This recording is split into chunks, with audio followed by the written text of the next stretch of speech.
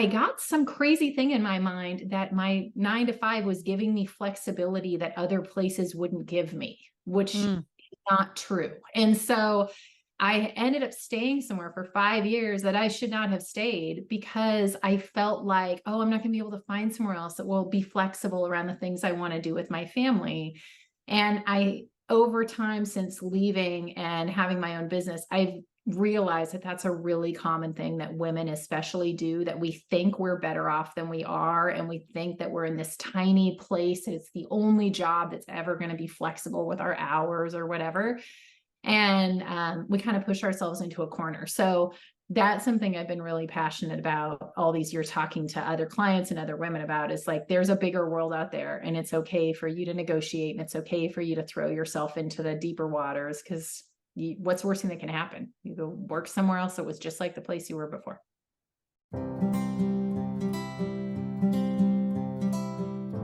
Welcome, everybody, to this week's episode of the Enough Already podcast. This is the show for the consultants and coaches out there who had enough already of whatever holds them back from forging their own success in their careers and in their lives. And today we have a special guest in honor of going to see the Barbie movie this weekend, which I had to admit I saw with my daughter and we loved it. And what I loved about the movie so much is that you can be successful and look great while you're doing it.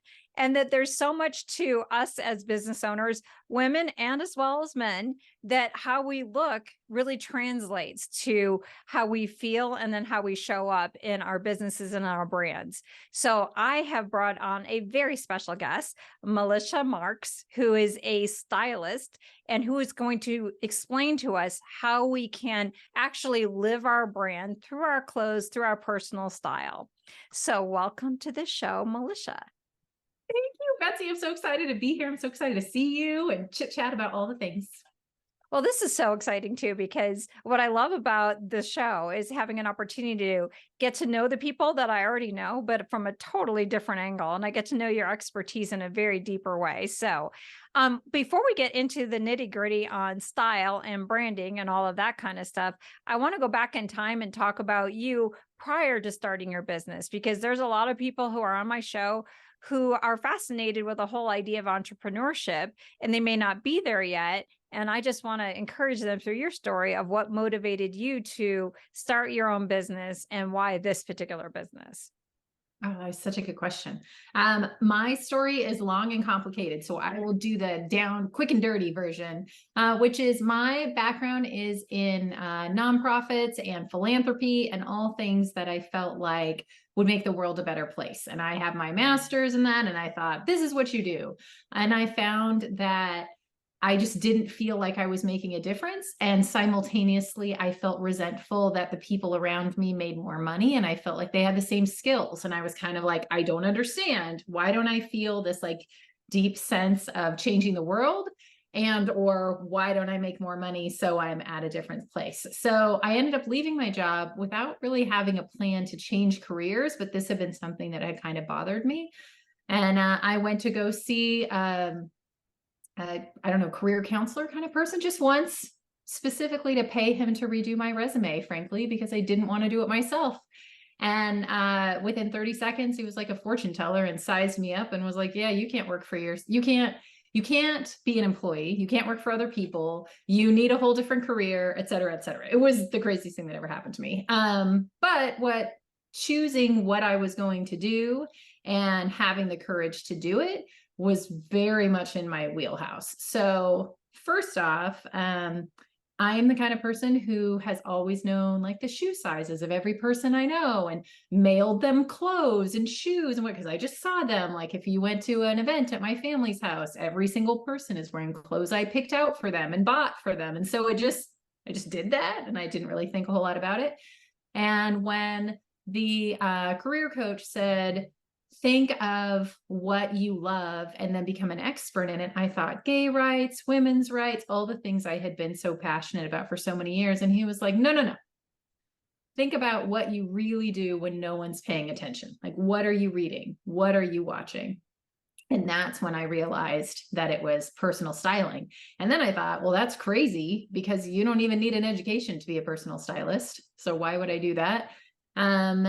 And so I was like, well, I guess I need to work for myself because that's the only way to make it work. So it was a month between me making that decision and creating the whole business and starting with clients. I had set a goal to get 7 full clients in my full package, but I had a bunch of smaller packages. So the goal to make the same amount of money I had made before was I needed 7 full people each month. And the first month I sent out an email list to everybody I knew, and I got 7 clients of the varying sizes, but I got the number. And so I'm like, okay, this is it. So yeah, I would say one more thing about it, that I have always been someone that if I wasn't happy at my job, I would put 3 months rent in a jar and quit and go somewhere else. I would move cities. I would change industries. Like, I've always felt like I can do it. Like, I know I can take care of myself. I'm scrappy, and if it all falls apart, I can wait tables. Like, I can do it.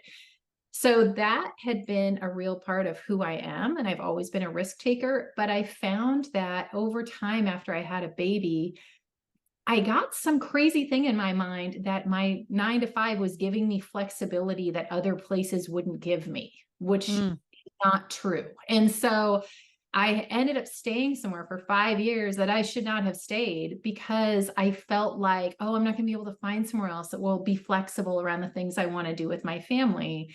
And over time, since leaving and having my own business, I've realized that that's a really common thing that women especially do, that we think we're better off than we are. And we think that we're in this tiny place. It's the only job that's ever going to be flexible with our hours or whatever. And we kind of push ourselves into a corner. So that's something I've been really passionate about all these years, talking to other clients and other women about, is like, there's a bigger world out there, and it's okay for you to negotiate, and it's okay for you to throw yourself into the deeper waters, because what's the worst thing that can happen? You go work somewhere else that was just like the place you were before. So it sounds like for you, there was like a certain amount of discontent that you were really honoring. As it relates to an entrepreneur, it kind of was a good fit because you have a natural risk-taking personality. And then it seems like this particular, I love what your career coach said, is like, well, what are you loving to do when nobody else is looking? Something along those lines. Right. It's like things that come so naturally to you. It was figuring out how to trust that. So you got a little bit of validation and then a little bit of more clarity on, hey, wait a minute, I'm doing this all the time anyway. So even though I may not have a formal degree, I have a degree of hard knocks because I'm doing this all the time. I'm studying up on it. I'm studying it. I am an expert, and it's getting into that place. And it sounds like then once you got the validation of, like, I sent the email out, it's like, all right, this is the way I'm going to go. In terms of like getting you to where you are now as a business owner. Is that accurate? Yeah. Well, and you know what was so crazy about it? As soon as I was like, well, could I have my own business? I had all the skills I needed. I literally was like, oh, I've been an entrepreneur my whole career and not realize it. I create programs all the time. I create all sorts of things from the beginning to the end. I've done the marketing. I've done the sales. I've done the budgets. I've done all the things. And so when it was time to create it, people were like, how'd you do that? And I was like, oh, it turns out I've been doing this my whole career and just never knew. So you don't realize you have these skills, but if you're an entrepreneur, like, it's in you. I mean, I'm just naturally this way and have ideas all the time. And I think I was just in this place, and from the world I came from, the people who were around me, I just thought, if you want to be a good person and do good things, you must work in public service or nonprofits or whatever. I was never even exposed to the idea that you could do that through business. And frankly, I have much more positive impact with this role than I've ever had in my life. It's much more gratifying. I see the ripple effects of my work in a way that I never did before. And like I said, it turned out I had the skills that I didn't know that I had. So I feel like there's a lot out there for people. You underestimate what you have. I love what you're saying too, is like connecting the dots between, I had these skills in this particular environment and they're transferable over here. I was an entrepreneur. Now I became an entrepreneur. I had these skills over here, and it's just seeing them in a different light. I feel the same way. It's like when I started my consulting business, it was like, I had always been an entrepreneur. I always just started things all the time. But I think for me, the biggest transition is moving from a consulting business to the business I have now, which is all around the brand building and the messaging and all that kind of stuff, because I didn't have a formal degree. But what's ironic is I still use the same skill sets that made me a great consultant. I still have this ability to sort and organize information into categories, and I still have the same kind of like skill sets. I just reapplied them in a different way. And it seems like that was kind of seamless for you. Before we get into all the fashion stuff, I want to follow up on one other thing that you said, if that's okay. Yeah, this is fascinating. I love this whole idea of a myth that we have more flexibility if we're in corporate versus on our own. Because I was a single parent when I started my business, and people were like, you should just stay in corporate. I'm like, I want to be able to be home with my kids. I want to be able to do this. Like, no, you need to give security. And then everything fell out of the economy, and it's like, well, I still have stability because all my eggs aren't in the same exact basket. I have this online business. When the pandemic came, my work didn't change. I didn't even modify. I just kept doing the same thing I did every single day. And I think that there's a myth on, there's more security, there's more flexibility if you stay in corporate. Can you speak to that a little bit more? Oh yeah. And I think for me, I mean, if I had ever considered having my own business, I would have thought, oh yeah, I have flexibility having my own business. But I think when I was working for someone else, I thought I had like this magical one little job that allowed me flexibility in the 9 to 5. Or, I mean, I negotiated to go fewer days a week so I could be with my kid, but I ended up having full-time responsibility, less pay. Awesome. Yeah, I had that too. Worst of But all worlds. And then you yeah. give up your insurance benefits and everything else. And Yeah, like pros and cons. And then you look at, I mean, I still had my benefits, but I would look at someone next to me not achieving as much, not hitting the numbers I was hitting. And that person is making more than me because they technically work more hours when they're just sitting there. And I'm like working my ass off. You know what I mean? Like, right. I just kind of couldn't understand it. But I will say there's also, I think, a really big myth that when you start your own business, it's a 24/7 job and you just are killing yourself all the time. And, you have to respond to clients every second and whatever. And that has just not been the case for me at all. I have had very clear boundaries from the get-go, and I'm really open with my clients. I feel like I'm an example to them. And so I communicate that. I work with women. And so I'm like, I'm not available 24/7 because there is no fashion emergency. Like, I'm here supportive, and whatever you need when, you have this huge event or this thing has collapsed, or like, I am here for it. But generally, this is not something where we need to be in constant contact. I need you to have your space and your time, and I have my space and my time. And when we're together, like, I am 1,000% you. Like, there is nothing else going on in my life but like what's happening with you and me right now. But I think we create all these myths in our minds, like, oh, if I want to start my own business, I need to have a ton of money to do that. And I need to have clients for 3 years lined up.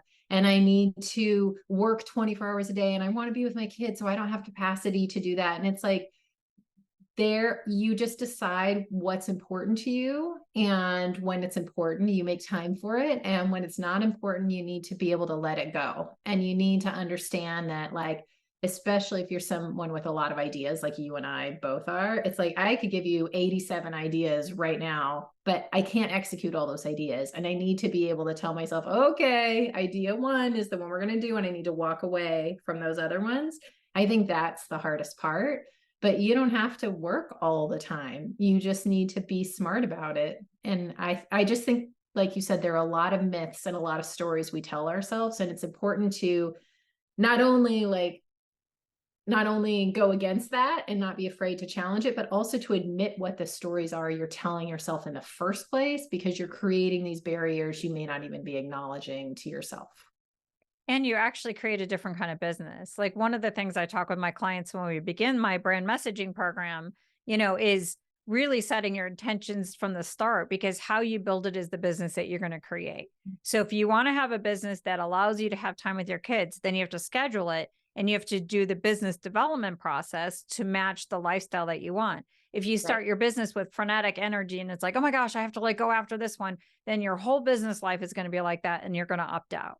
Unless you just take it in a strategic approach and you get into flow and you just say, all right, I trust that this is the path I'm supposed to be on. These are the skills that I want to bring to the table. This is the people I really want to serve.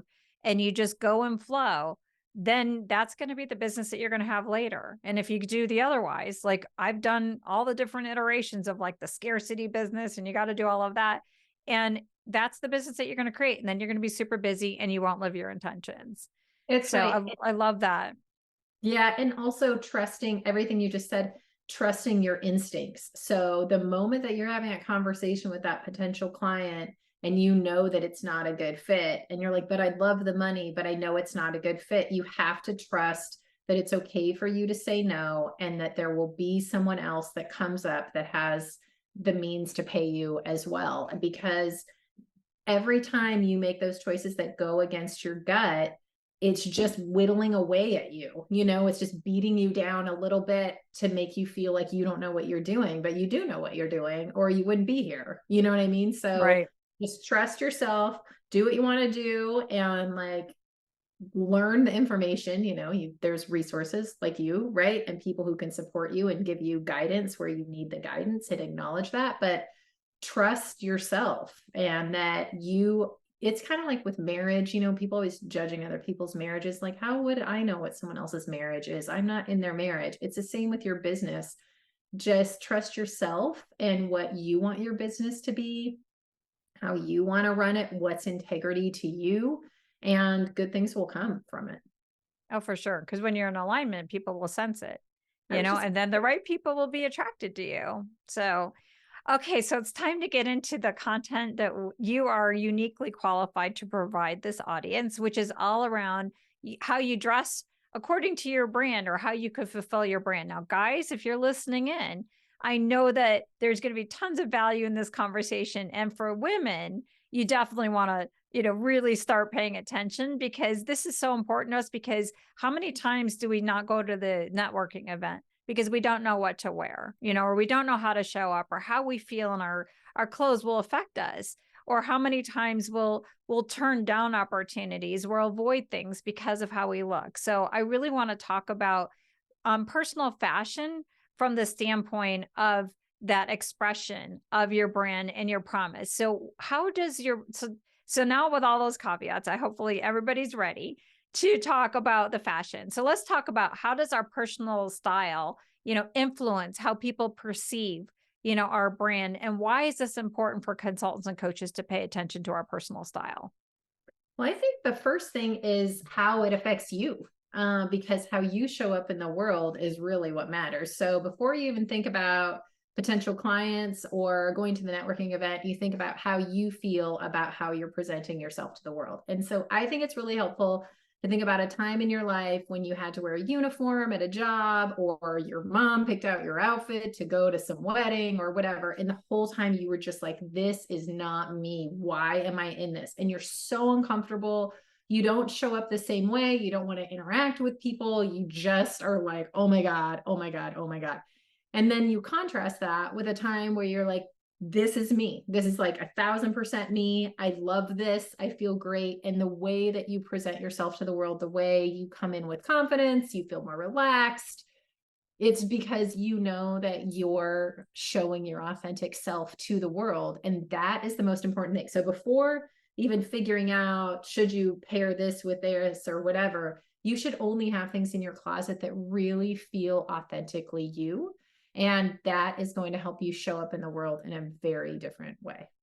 You're making me think of my first grade self. So when I was in first grade, my mom picked out my outfit, and I remember this outfit so well. It was like a turtleneck dress. It was like a Ronald McDonald red with Ronald McDonald like pink, yellow stripes. And I hated this dress.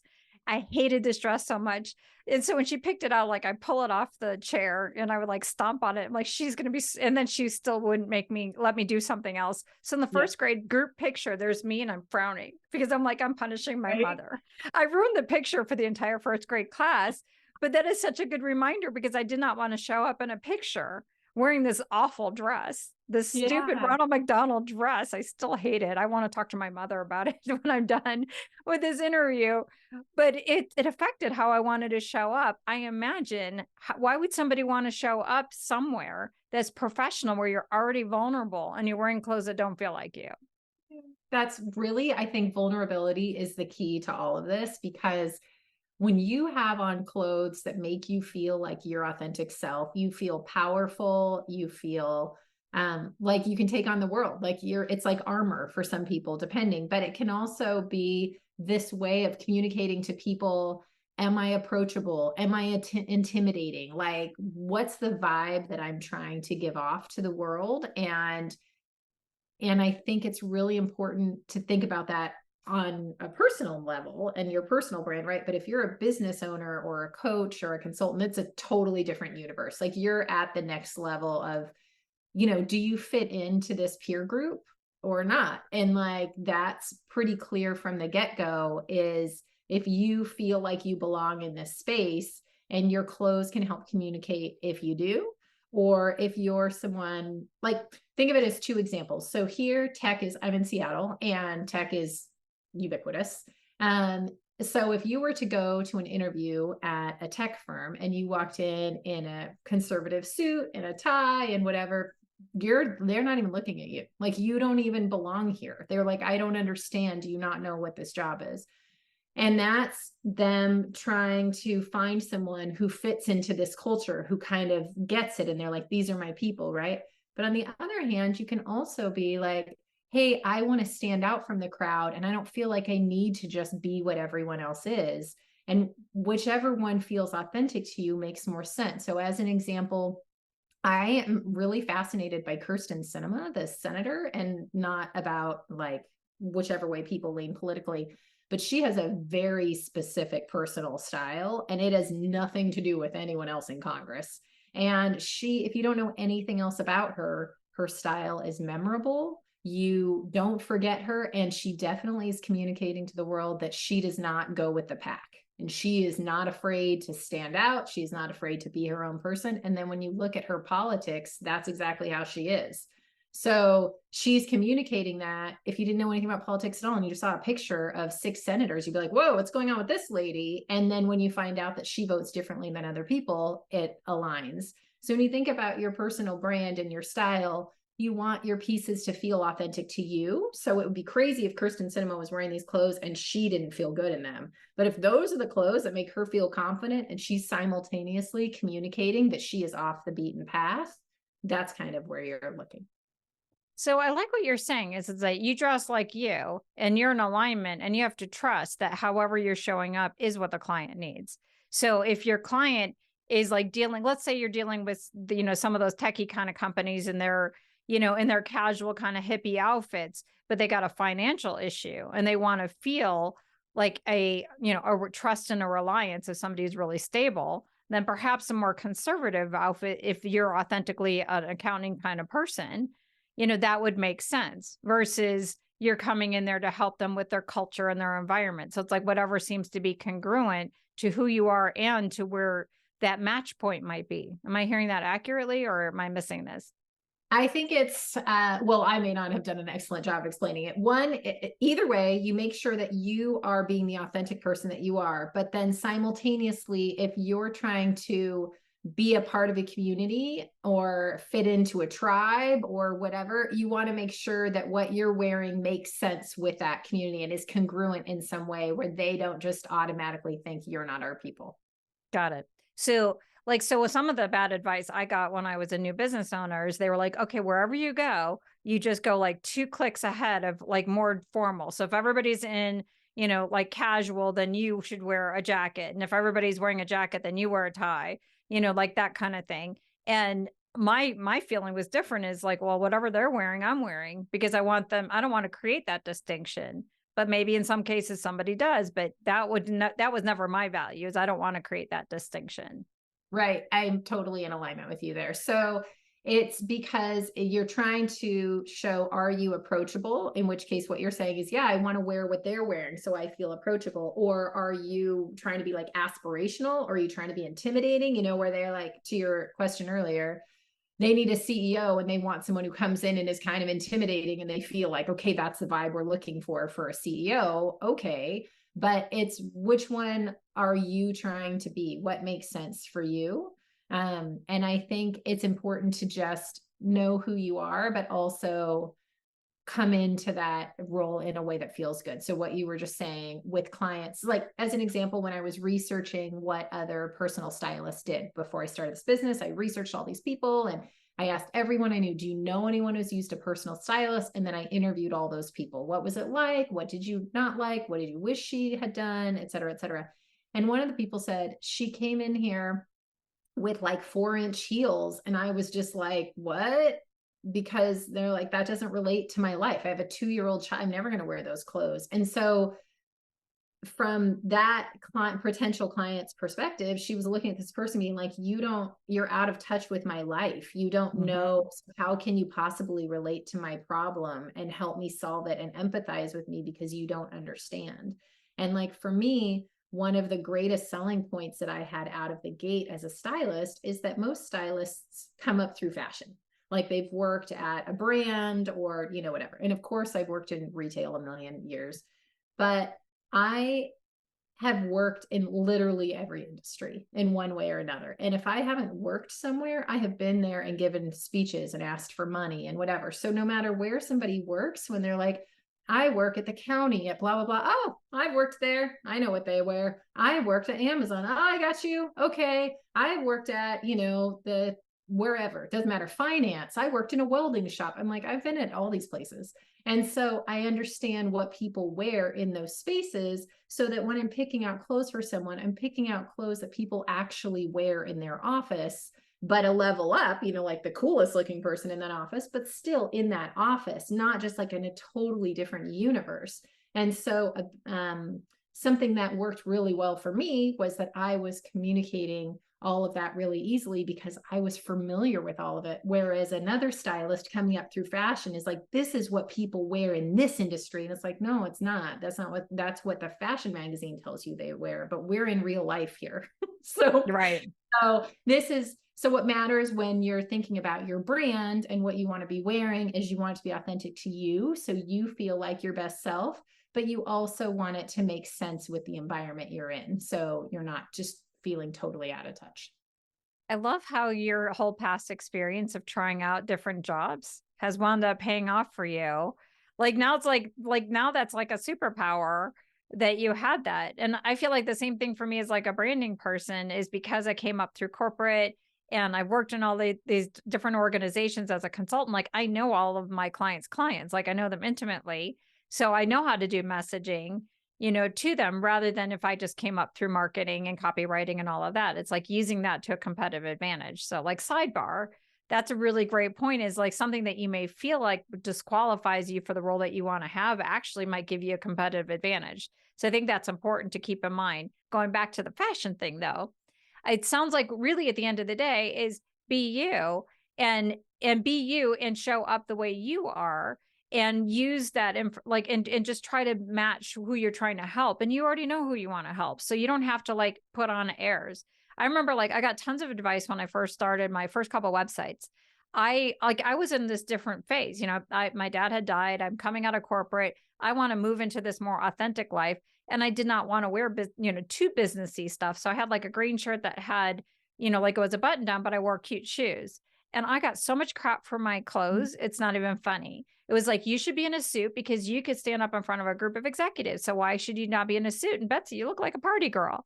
And then I started getting really insecure, about what I was wearing because what I wanted with my clients is what I have in my business now. I wanted to invite them that there's more to life than just performance. There's more. So when I work with coaches, especially, it's like, you don't want to be looking like, the stressful work environment. You want to look like more of the chill version, but nobody really wears jackets anymore. So don't wear your jacket, and be you, show up. And then people will be resonating with that. I agree. I think it's being who you are and then showing that you care. I used to do monthly workshops with youth experiencing homelessness, and then they had an opportunity to have job training. And so I would do a session with them each time, helping them learn what's appropriate for a job interview, what isn't, talked about hygiene, all those kind of things. And the most important thing is it didn't matter how expensive your clothes are, if they were free, if someone else gave them to you or loaned them to you. What matters is it showed that you cared enough to put yourself together to show up to the job interview looking like you were like, hey, I know a job interview is coming. That's what matters. So it's like you want to wear something that feels like you and you're in alignment and you're like, this is my best self. But also, I didn't just roll out of bed and like, I love this t-shirt. Like, I'm comfortable in that. So like, you care enough to say, I'm putting myself together for this time because I respect you and I respect myself. And this shows you that I'm going to put this kind of time into what we do together too. You're a priority to me. Yeah. So it's important to be you. And we're going to talk a second about like, how do you pick out the right clothes that feel like you in a second, because that's also part of it. But it seems like ultimately the whole idea around the alignment between your style and your brand, where this comes together is it's an expression, but also one of your expressions should be is I got my stuff together. I know what I'm talking about and I need to come across like I have a put together outfit. There was an intentionality. There was a thought behind it. Right. Yes. So how do you figure out your style? Especially, so thinking about my audience, we're mid-career people. So as I mentioned, my horror stories, one of the best moments of my professional life was the moment that I got rid of all my suits. I hated my suits. I felt like a straitjacket in them. And I got rid of all of them and they were all black. And I made this intention a couple years ago for this latest website for this photo shoot. I'm like, I'm wearing a dress. And I'm going to lean into the pink and I'm going to wear like a pink wraparound dress. And I was like, I was so happy in my photo shoot. But the best compliment I got, this is go back to the whole Barbie thing. I can get emotional about Barbie, because I watched this with my daughter and she's like, I love that you can be a powerful woman in pink. And I love that example is that you don't have to choose between looking powerful and looking feminine. Right. That you could still be you as a woman. And she loved that. Now my dress wound up being red. But the whole concept is I could still be pretty in pink. I could still be like, that Elle Woods kind of person, or like what Barbie is, she's powerful, but she's got cute clothes. Like you don't have to choose.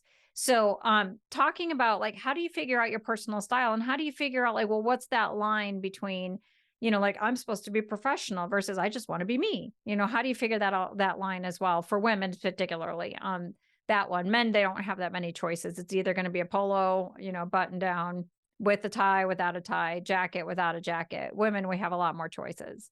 It's true. We have more choices, but there are a lot more exciting opportunities for menswear, to be sure. Cool. Okay. So before we go forward, I would like to say, I love that photo shoot and all those images of you. And I am 1,000% on board. It's powerful, but approachable and friendly and polished. And it looks like you're engaged and you're professional, but you're also not like conservative and buttoned up. And like you get all of that just from what you're wearing and your expression in those photos. And that is like, that's your brand.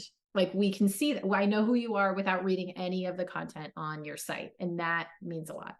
So one thing I will say quickly is that colors, and then I want to dive into how you figure out your style, but I don't want to forget this part about colors because I feel like it's really important to business owners. And I think it's really easy to miss this, which is when you're thinking about your own branding and what the colors are going to be for your logo and your website and whatever, you want to take a step back and think about what are the colors that you feel confident in, that you gravitate toward, that you love. And so you'll know that you'll be wearing some of those colors when you are in photographs, and you need your brand to make sense with that color story so that you don't say, I'm somebody who loves burnt orange, and then my site is hot pink. And then you realize later you have these photos where you think you look amazing, and then it looks terrible in your branding. So word to the wise, don't forget colors are important. Okay, now choosing how to figure out your own personal style. I like filters. I like things to be super clear. I work really well with analytical folks, especially because I feel like if you give people clear guidance, then from there we can be creative and get all crazy. But if you have something that you can just fall back on, it simplifies your life. And I'm all about simplification. So I think to determine your personal style, you think about you're walking to a room full of strangers. You look the best you've ever looked. And this can be, you can do it work or personal, doesn't really matter. But you walk into this room, you look the best you've ever looked. Money is not a problem. You don't have to worry about being appropriate for any situation. You're just wearing something that makes you feel awesome. If you walked into that room, what are the kind of words that people would use to describe your style? So it's not what you're doing now, it's aspirational, it's looking forward. And if you can picture that in your mind and think about the kind of words people would use to describe that style, that's how you know what your personal style words are. So in the case that you were just giving the example of, feminine would be one of your words. And strong would be another one of your words. Approachable would be another one of your words. Maybe polished or put together. Probably fun, I think, is one of your words too. Like, so you come up with, I like to come up with maybe 3 words or so. But if you have more, it's fine, whatever. So you get your personal style words. And I just made those words up based on me knowing you and what I get. Before I move forward, am I off base? Am I close? I would probably say, I like the mirroring that my daughter said about the power. I don't know if I'm trying to come across as like powerful. I want to come across like I trust, like I can come alongside you, like supportive, like empathetic, probably more empathetic, but still like feminine and playful. Like there's some of that, that I have in that. So I would probably say you're probably bang on. And, I think maybe then for you, powerful is not right. It's confident, or it's, I think supportive is really nice too. But when you come up with these particular words, then you put them in a list there. And then you also figure out the color palette that feels good to you, because that will be helpful with branding, especially. And then for women, I help them determine what flatters their frame. So what works for your body type, what works for your lifestyle. So to our point earlier, are things super conservative? Are things super relaxed? If you're on the floor with young kids, it doesn't really make sense to be wearing a pencil skirt and have to get up and down on the floor all the time. So what works for your lifestyle? And then lastly, when it's possible, what are your values? So in the case of clothing, it can be things like, sustainability, et cetera. You can see my cat in the back. Yeah. So it could be, sustainability, but it can also be values to me that you communicate through clothes are connection. So if I'm somewhat like this ring, if someone sees that ring, they go, "Oh, what is that?" And then I start talking to a random stranger and I've connected with someone new. So if I have a value of connection, I like to choose pieces that make people want to connect with me. Or you could have a value of power, like we were saying before. So you want to exude power in everything that you're wearing or whatever. So I have a whole list of values that we can go through. But the idea is, once you know your personal style words, what flatters your frame, those colors that work, if it's useful for your lifestyle, and then when possible, if it aligns with your values, you use those filters every time you shop. So you're basically making sure that your closet is a boutique curated just for you, that only has pieces that hit your criteria. And when you do that, no matter what you pick to wear to that networking event, you're going to feel like your best self. If you stick with one color palette, everything in your closet's going to go with everything else, which further simplifies your life. And once you have that criteria, you can use it to shop for the rest of your life. And so things will just add to this collection instead of having random pieces that never get worn or need something to go with them. Oh, that's just so brilliant. Because I have one of those like random, from different phases, and then everything doesn't match. And then it's like, okay, well, I have this skirt, but it doesn't match with anything else. My shoes don't match. And I love that idea. It's like that capsule wardrobe concept, but starting from a foundation of like everything matches, and that does simplify. And especially going back to what we talked about before, as it relates to being an entrepreneur, things can be busy and you want to simplify things. So I love that. And so as it relates to like picking out like the right stuff, like how do you figure out what your color palette is, and how do you make sure that you are dressing for your body type? Sure. So when I work with clients specifically, I create a password protected profile for each of them. So they can actually look on their own webpage and it will give them a very specific, hey, these tops are great for you. These tops aren't. These pants are great for you, et cetera. Here's your color palette based on your skin tone. So I do that for clients. And then everything that we do has that component because I want to teach them to fish, but give them the support they need. Another way is to do research on the internet on your own, which is totally doable, where you're just trying to figure out what your body type is. There are apps for it too, and kind of measuring and getting a sense of shape. One thing I think is important to know about body types is that it's all about the shape and not about size. So you could be a size 4 or a size 24. And if you have a triangle shaped figure, you have a triangle shaped figure, you dress it with the same approach, doesn't matter. And most women will end up having a very similar body shape for most of their lives. So sometimes if you have drastic weight loss or gain, that can change. Also, I work with trans women. And so sometimes during the process with hormones, their body type will change as well. But once you know that body type and then you understand how to dress it, then you're able to just stick with those things. And it doesn't have to limit you. It's not like, oh, now I need to wear the same. I know this works. I'm just going to wear it all the time. Then you get bored and then you want to try something different. So you try something different, but it doesn't actually go. And then the whole thing would fall apart, right? But the idea is let me say it this way. Usually we have one thing that we love and we're like, I love this dress. I look amazing in this dress. Oh, it's getting old or I need another. I'm going to go try to buy a dress just like this dress. And I buy this other dress and somehow I never wear it. And I don't know why. I just don't. It's because the criteria or the characteristics of what make that first dress successful are not what you think they are. So you've tried to buy the same thing, but you haven't bought the same thing. Maybe the neckline is different, or the color is different, or the length is different, or the shape is different.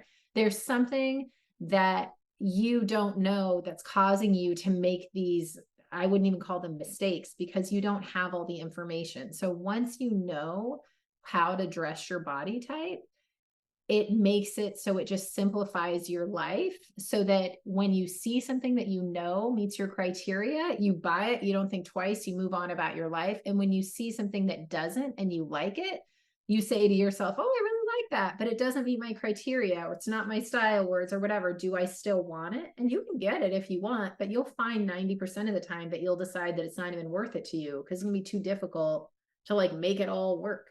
And also, if you find style words, I think, which is super helpful, like we were talking about earlier, if you're like, okay, these are my words, I want to be empathetic and I want people to know that I'm effortless or relaxed, etc. And then you go and you pick out this super conservative dress and you're like, I love this. And it's like, well, it's none of your words. So the question is this actually the style you're going for, that you actually love conservative and tailored? And that's totally fine. And maybe you need to re-examine what it is that you love and go toward that. Or is this just totally out of alignment and you think it's cool, but you're never going to wear it because you won't feel comfortable? So interesting. Last year I was getting like a bunch of different travel kind of outfits. I was going to Nantucket and I got this like white button down, kind of athletic kind of, but it was a structured shirt. And it's like, oh, it's really cute. And I never wear it. Right. I wore it once when I just did a corporate event like a month ago. And it's like, I couldn't wait to get that thing off. It's really cute. It's just, it's not feminine. It's not feminine.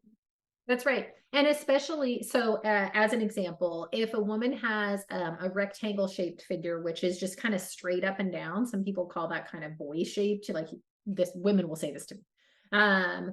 If you have that kind of shape, or you have an inverted triangle, which means you have like broader shoulders than your hips. So people often call that a swimmer's body.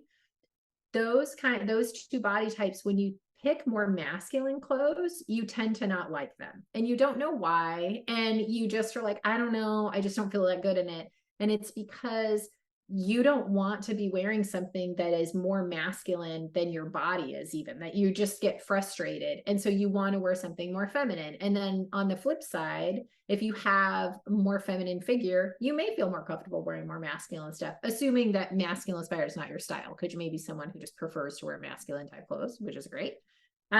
But there are things that coincide with your body type that you're like, oh, it turns out there's logical reason why I don't like this, or I never like this kind of sleeve and I don't know why. And it's like, oh, because that kind of sleeve just makes you more sensitive about your arms or whatever.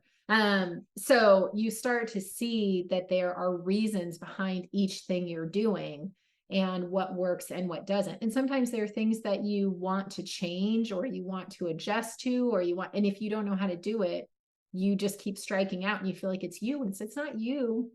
It's the clothes. Their whole job is to make clothes. Your body is not the problem. You don't need to lose weight. You don't need to change anything about yourself. You just know how to dress the body you have so that you feel like your best self.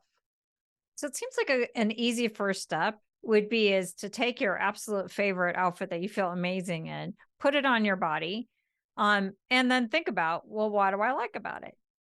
What is the color, the cut, and use that as a starting point. And that could give you some of the clues around what your color palette might be and what your body shape might be. Um, is that a reasonable first step? I think that will give you good tips on your color palette for sure. If there's a color that you feel great in, then it's very likely that that's in your color story, that you could even do the kind of the 4 seasons. I think that trying to work backwards to figure out what it is about this top that works for your body is probably going to end up feeling frustrating because you won't Okay. necessarily, like I said, you end up picking the wrong thing. But there is A, I can help you with that, but B, there's a lot of information on the internet if you're interested to help you figure out your body type. And it's funny too, because in the very beginning, I've been doing this for over a decade, and I used to think, oh, I don't want to obsess over the body type. Does it matter? Whatever. But I do feel really strongly over the years that it's very clear that understanding how to dress your body will make you feel better in your clothes. And it's you don't have to change anything else about your body. It will just make there are certain areas you don't feel as great about. You'll understand how to minimize, and certain areas you feel awesome about, you'll understand how to maximize. And that really has a profound impact. So that the way I talk about it with people is you've got tights that are too tight around your waist, right? So you're at work, you're at the desk, and they keep pinching your stomach and whatever. Now you're having this whole negative self-talk about how you need to lose weight and all these things about you. And what's really wrong is these are the wrong tights for your body. And you could have solved the world's climate crisis or whatever in the amount of time that we spend having negative self-talk about our bodies and worrying about what we could do differently and blah, blah, blah, blah, blah. None of that would even happen if you were wearing the right tights in the first place. You'd be so focused on your work, you forget about it. I always tell people you should get up in the morning to take you 30 seconds to figure out what to wear. You wear it, you forget all about your outfit until the time when someone gives you a compliment during the day, which they will, and then you remember, and then you go about your life. So you should only be thinking about your clothes when people are telling you how rad they are. That's awesome. Really good, great advice. And it's a good point, is that how much wasted time and how many triggers of negative self-talk our clothes can create for us. Right. Okay, so I want to do a little rapid round with you. So I'm going to talk about fashion situations that we all might find ourselves in. And so in a several days or a week in the life of a typical consultant or coach. So I'm going to just ask you to quickly name off the biggest do's and don'ts in these different environments. So are you ready to play? Yeah. Okay. Zoom meetings. Zoom Do's and don'ts. Do look like yourself, but look like you care. Make sure that your area is clean behind you. And depending on the person, I think you feel better if you're actually wearing something you like, top to bottom. Don't just roll out of bed and think that it doesn't matter. Also, this is going to be super controversial, but I don't have pajamas on the bottom, dressy top on top. And the reason I say that is because it's hard for you to get your whole head into work and feel like you can you want at a Zoom meeting to feel like you could just walk into the real meeting, and the Zoom is just, because you communicate differently. Any tips for the top? Is this okay to have open cold shoulders, or should you have closed shoulders, t-shirts, high necklines, low necklines? Any thoughts on that one? I think you should be who you are. And when you know how to dress for your body type, that will determine different tops for you. But it's important to be cognizant of your audience and what feels appropriate. So if you're dealing with the C-suite, you probably don't want to have, something that feels super casual or super revealing.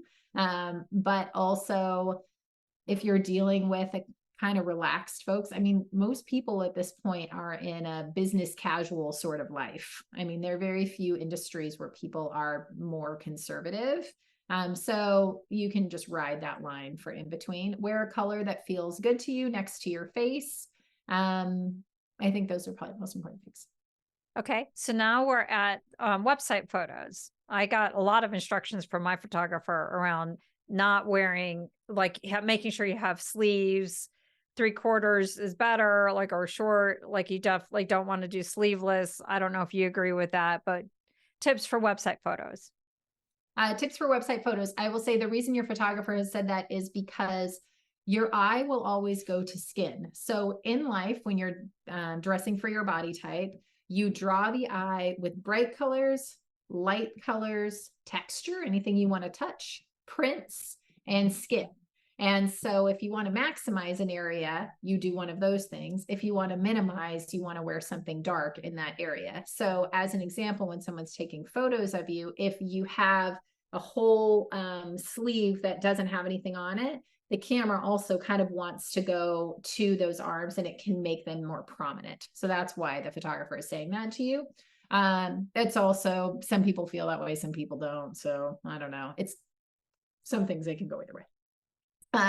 Website photos, I would say be aware of the colors of your branding. Think thoughtfully about what you're trying to communicate, and that will also inform the poses that you're doing. Like, do they seem seductive? Do they seem powerful? Do they seem approachable? Does it seem kind of girly? You want to make sure that it's not too juvenile, frankly, because a lot of times we can do things that feel a little bit cutesy, and then we look back and we're like, oh, that doesn't say give me $10,000. You know what I mean? So think about that. Also, make sure that, back to this, bright colors, light colors, texture, skin, and print, your eye is going to go to that. So if you are making it super dominant on the top or bottom or whatever place, that's how it's going to present in the images. So if you are somebody who has a triangle shaped figure, for example, so you carry weight on the bottom, your shoulders are slimmer than your hips, you can draw the eye up with bright colors, light colors, etc., and dark pants, and like, oh, great, you're balanced, it's perfect. But if you were going to do something for your website and you had, let's say, a black crew neck top and bright red pants, you're actually just going to look more and more bottom heavy. And so you're not going to be happy with it. So the more you can dress for your body type, the better.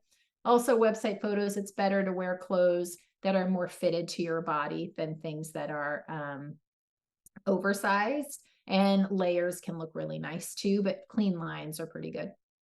And wear proportional to your frame. Do you want to wear solids or prints, or does it matter?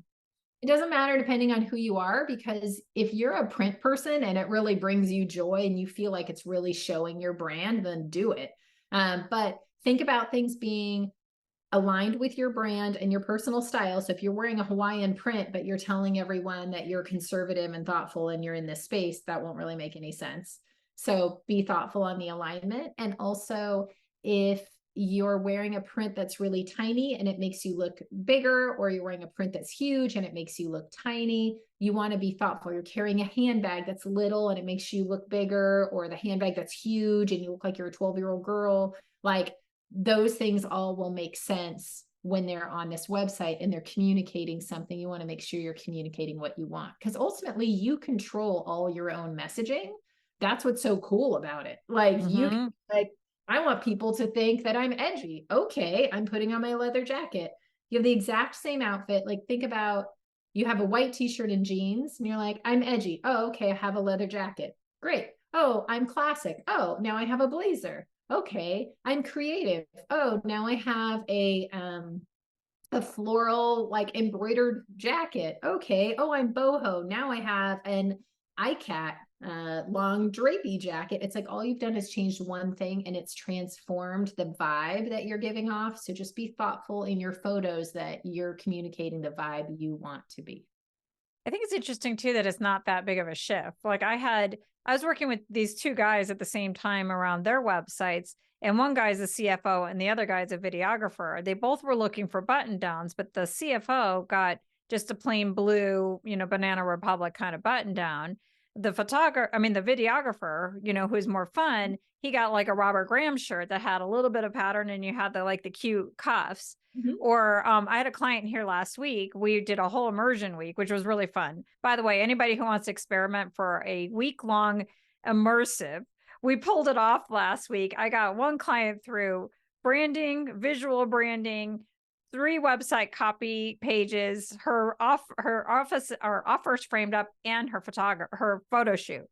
It was really powerful. It was really cool. But she needed an accelerator because she was like, at this point, she needed to get this thing launched. But what was really cool is when we were shopping for her outfit. So she kind of has like this rebel kind of personality, but this caretakery personality. So we got her like a jacket, this like white jacket that kind of had, but it had like a softer fabric, but it had kind of that vibe. And it was so interesting. As soon as she put it on, it was just everything transformed for her in the photo shoot, because it kind of had just the fabric and the white offset like the boxiness of it. And it was just perfect. And she was just the happiest camper in this photo shoot from that one little thing. I love what you're saying. Just, it doesn't even have to be a lot. Like you could just make this shift. Yeah. Okay. The last part of our rapid round is for speakers, because there are certain things that you need to pay attention to, especially if somebody's going to be like snaking one of those little mics down your outfit, which can be a problem if you're wearing a dress that doesn't have a belt. So do you want that? yeah. So any tips for speakers? Yes. Think about where you're going to be speaking. If you are on a stage, are you wearing a skirt? Can people look up your skirt by accident? So think about that. Same thing with if something feels a little bit low, if you're going to lean over, can people look in there? If you're wearing pants, even it's like thinking about people are looking at you from all different angles. So just be cognizant that you're not accidentally revealing something, or sheer fabrics through lighting can also be see-through. So you want to be thoughtful for that. I think in general for speakers, you want a polished look sort of no matter what, because you're up there, right? But otherwise be cognizant of your words. And so if your words are, I'm fun and effortless and whatever, then make sure you're dressed for that so that it makes sense. And your speaking style, if you're somebody who's more like engaging with the crowd and you want it to be like fast and loose and everybody engaged, then wear something that is giving people permission to engage with you, that you're not this untouchable person, that there's a wall between you and them. In contrast, if you're like, hey, I'm an authority and I want you to understand that and respect this information and be kind of blown away by this, don't be afraid to wear something that is dressing that level or 2 levels or whatever it is above what everybody else is doing. Also, if you're engaging with a particular client base, especially wealth-wise, you want to make sure that you show that you're at the level that you need to be. So let's say you're coaching wealth managers, and to your point earlier about like, do you wear the more fun shirt or do you wear the plain Oxford or whatever? Whichever one you're doing, you want it to be quality. So you want it to feel like that's a beautiful shirt. That's a nice shirt for somebody who, if you're talking to people who make $500,000 a year, if you come in a shirt that is not that, then they don't feel like you're a peer.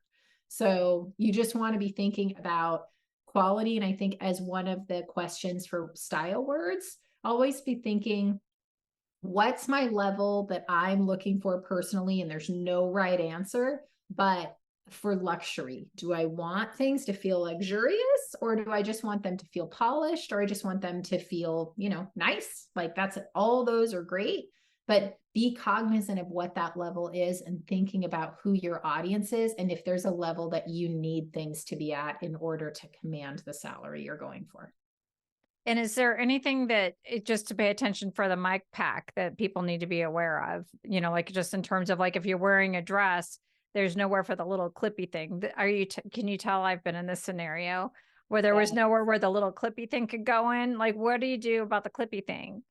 Yeah. I mean, honestly, I think you think ahead to try to wear something that has a belt, like you just said, because that makes it helpful. Sometimes they may have some other alternative, but really there's nothing I've seen that's better than the belt.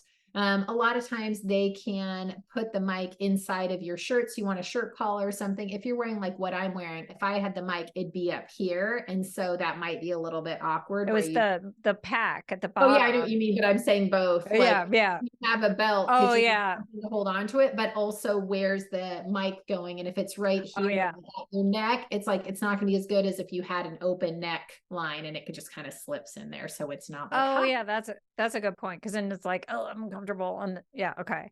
yeah. And then if you have a real energetic talk, you gotta, wear shoes that match with your energetic talk. If you're gonna be Yeah. working the whole room and all of that. And also shoes that aren't too loud, depending on the surface of the stage. So if it's going to Oh go clack, yeah. clack, clack every time you're walking, then it's going to be distracting both to you and to everybody else. If the fabrics are loud, so they rustle every time you move, everybody's going to hear that. So it's useful. I feel like as we run through these, it creates anxiety. Like, oh my God, I want to speak somewhere because all these things that can go wrong.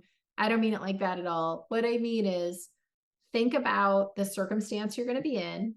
And if there's any way for you to practice it on your own there or somewhere else and try it out with, will my shoes make noise? Will this fabric make noise? Is anything inappropriate happening? Where do I put the mic? Where are the speakers? Where's the lighting?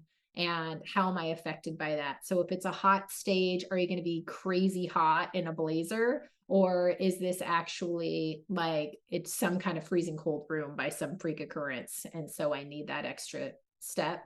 Because you definitely don't want to be, sweaty up there because you're dying under the lights. Yes, that makes a lot of sense. So I know one of your pet peeves is the boxes that people can get, those kits. Oh, So I know that that's one of those things. So my question is like, well, what point do people need to work with someone like you? And I know you've said over and over again is like, well, when you get one of those boxes that, where they prepackage everything, that's a good time. Is there other times that would say, you know what, it's really time for me to work with an expert like you? my God, that's hilarious. So what you're referring to are boxes like Stitch Fix, where they pick the items out and then they send it to you and you send back everything you don't want, as opposed to renting clothes, what you would do through like Newly or Rent the Runway, etc. So I will clarify on the Stitch Fix thing. I don't have a problem with them. I think that's great if that works for someone. I am all for it. I will say that I have gotten a lot of clients over the years who they acknowledge for the first time that this is a problem, that's such a problem for them that they're willing to put money into trying to solve it. And when they try to invest in something like the boxes and it doesn't solve their problem, then they're like, okay, now what do I do? And that's when they end up coming to me. So it's kind of a process, right? Where you're like, I feel like I need a coach. I'm going to go try to solve this on my own. It didn't work for me. Now I need to go actually find a coach that can help me. So it's a similar thing. So that's about the those. I feel like, what did I forget of your question, Betsy? So when is it time for like a consultant Oh, or coach? Like I would probably say if you have a TED talk, like if I were having a TED talk or some sort of really important engagement, I definitely would want to get professionally styled, like that kind of thing. Or if you're in transition, like from your standpoint, like when are those like critical times for consulting and coaching business owner to invest in someone like you to help them with their style? yeah, for sure. So I would say I think it's really important to invest in someone to help you with your style when you feel like you need it. Like if it's something that holds you back, if it's a mental block, if it makes it so you feel like you can't walk in that room and make the pitch that you need to, or you feel like you can't speak with authority because you feel like you're feeling self-conscious.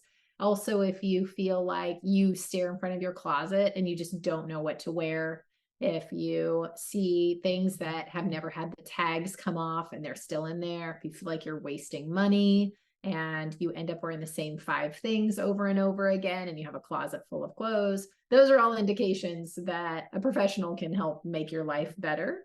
I would say specifically for coaching and consultants, thinking about who is your audience, what level are they at, and are you dressing for that level? And if you start to charge more and you're going to the next level and you don't feel like you're equipped to wear what you feel like you need to wear for that level, is a good time.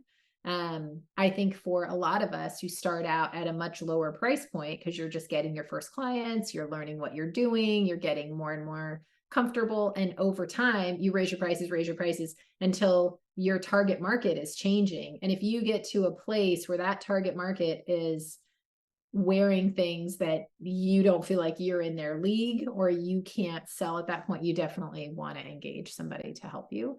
Some people start from the beginning. They definitely have clients or coaches who are like, hey, I'm opening a coaching or I'm starting my own law firm and I need someone to help me from the get-go. So it's really like, how is it holding you back? And is this creating stress in your life? Is it stopping you from feeling like your best self or like you can provide the level of service that you know you have within you? If any of those things are happening, then it's time to have someone help you with it. And where can people find you? And can you describe like how you work with people, especially if they're not in the Seattle area and they still want to tap into your expertise? Yes. So people can find me on my website. It's poplinstyle.com. So poplinstyle.com. That's the best place to find all the things. We have 6 weeks of style tips and a billion different other options. There's help to figure out your body type, as you were talking about earlier, Pinterest boards based on body type and personal style keywords. So there's tons of tools that are free to just help you get an idea on your own. So if these things are sparking your interest, just go on the site. You'll have the time of your life, really. And you can see real clients who've had this experience. I work with folks, everywhere, which is amazing and wonderful. Thank you, Zoom. So doesn't matter where you live, there are ways for it to all come together. And typically I have a very comprehensive approach with clients. It's a very intimate process, and I am very honored for people to let me into such a vulnerable space. And my goal is to give each client the tools she needs to be able to master this for the rest of her life. It's a skill building kind of thing that you just never forget once you learn. Plus, everybody gets password protected web pages that give them those tips on what to be able to wear when you're shopping, recommended retailers based on your budget, body type, lifestyle, et cetera, that are all specifically for you. And then also I create outfits for clients using all of their new and existing pieces so that they can just swipe on their phone each day to know what to wear or to pack for a trip. So it's the idea is make it something that just does not stress you out. And not only does it make it easier, it actually makes it fun. So if you have like a love-hate relationship with clothes, or if over time you used to love it, but your body has changed or your lifestyle has changed or whatever, and now you're just stressed out, or you feel like you're too young for this, but too old for that. If you're in this kind of weird space, like that's really my sweet spot. So if somebody has like a business trip and they have to pack a lot and they need to reduce their wardrobe, like you could really help them strategize so that everything sort of works for a longer trip without them having to check in a big bag and all of the other stuff that consultants and coaches deal with when we're traveling. Oh yeah. I mean, honestly, it's super fun because the idea is, instead of the way that I work, it's very comprehensive. And instead of saying, hey, you're going on a trip, let's work together for this one thing. Or, hey, you have a TED Talk, let's work together for the TED Talk. It's, hey, let's figure out, who are you and what do you want your clothes to communicate? And how do we do that? And let's get rid of everything in your closet that's not serving you. Let's supplement in items that will wrap things up, instead of acting like you don't already have awesome clothes and just getting you to buy a bunch of things. Let's see what we can leverage that you already have and then supplement with new pieces. And then let's create outfits so that now, no matter what you're doing, you have an outfit that solves that problem. Or you have a photo that has 15 different pieces. Every single thing in there goes with everything else. So if it's time to pack for a trip, you just pack those pieces and you're good to go. And you've got multiple days. Maximize everybody's time. Yes. So we talked a lot about entrepreneurship and about style and about personal branding and being yourself and authenticity. Is there anything else that you want to tell me? And I just am not asking you the right question. I think, well, you always do a great job, Betsy. So I don't know how Thank you. You're welcome. So there's that. But I would just say the most important thing about style is that there's no person in this world that can say, oh, you can't pull that off. That's not for you. That's for someone else. And it doesn't matter what your budget is or what your body type is or what your size is or where you live. you can always wear pieces that make you look and feel amazing and also make sense in your environment. So you don't feel like you're this crazy person at the grocery store kind of thing. But you only live once. And I don't know what we're all waiting for. I feel like every day that we're alive is a special occasion. I mean, honestly, after COVID, if we didn't need like a reminder that life is a gift. And so if you're not happy with what you're wearing, you can just change it and that's fine. And you don't have to, it doesn't have to be this huge, long, horrible struggle to change you physically to make a change with your clothes or your style. And once you feel good about what you're wearing, you just show up in the world in a very, very different way. And you get opportunities that you didn't have before. And you create better memories because now you want to go do cool stuff because you have clothes that are suitable for cool stuff. So it just has a really profound effect on your life. And there are a lot of great resources to help you get there. That's awesome. And I feel like if I had some singing voice, I would sing the Barbie girl song. It's like we're having a perfect day and we're, we're a Barbie girl in a Barbie world. Come on, Barbie, let's go party. I love this. And I love everything that you just said. And I think what I love about what you really just wrap this all up with is, you do only live once and, it's your life is now or never. And this is the chance to be your authentic self. Like Joseph Campbell says, the privilege of a lifetime is being who you are. And part of who you are is expressed externally. It's not just all inside. It's who you are and who you present to the world. And so it's not just about fashion, it's about expression. And I love everything that you said. Thank you so much for being on the show. Thank you all for listening. And I hope you are going to take this advice and live your best life and look your best as you are right now. And what's so great, you don't have to lose weight to look amazing. You could just change your outfits to match your body type. Yes. So sign me up for that one. So thank you so much for being on the show and I will see you all next time. Thank you. Bye.